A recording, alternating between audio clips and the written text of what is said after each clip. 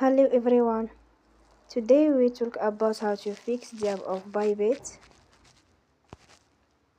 We will go to settings, then we click on apps. After that we will search the app Bybit and we click.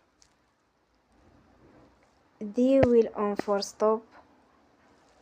After that we will go to storage. Then we click on clear cache.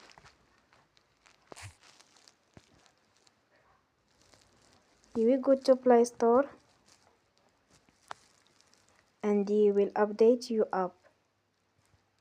Don't forget to support us by like and subscribe. See you next time and thank you for watching.